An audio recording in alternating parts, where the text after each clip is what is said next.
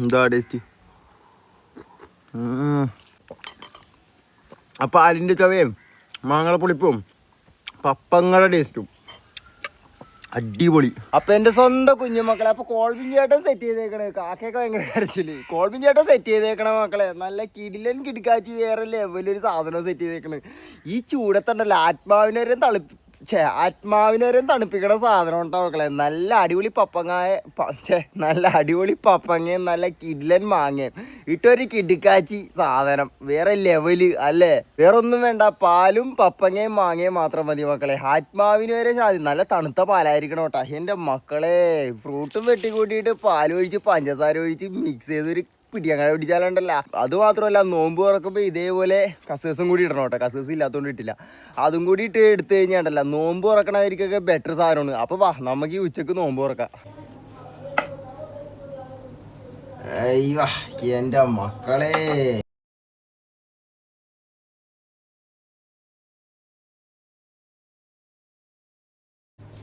ഇനി നമുക്ക് മാങ്ങ ചെത്തിയെടുക്കാം മക്കളെ. മാങ്ങയുടെ തൊലി ആദ്യം തന്നെ ചെത്തിക്കളയാം.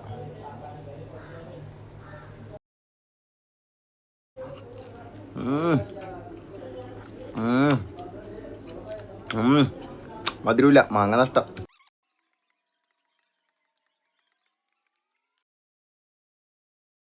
നല്ല തണുത്ത പാല് ഇങ്ങനെ അങ്ങോട്ട് ഒഴിച്ചു കൊടുക്കാം മക്കളെ. ഷുഗറുകളുടെ ഫേവറേറ്റ് സാധനം പഞ്ചസാര ആവശ്യത്തിന് ഇട്ട് കൊടുക്കാം മക്കളെ. നല്ല പോലെ അങ്ങോട്ട് മിക്സ് ചെയ്യാം.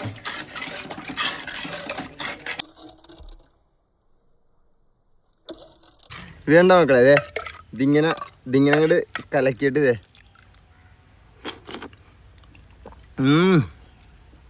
ആഹാ,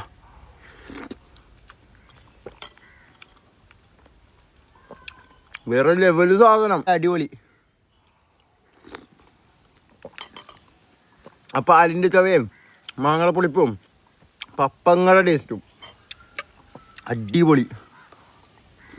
ഈ ചൂടത്ത് പപ്പങ്ങ ചൂടാണ്, പക്ഷെ പാലിനെ തണുത്ത പാലായിരിക്കണം. അപ്പം കിട്ടിക്കാച്ചിയ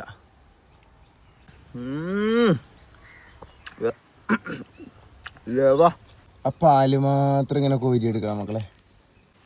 എന്നിട്ടിങ്ങനെ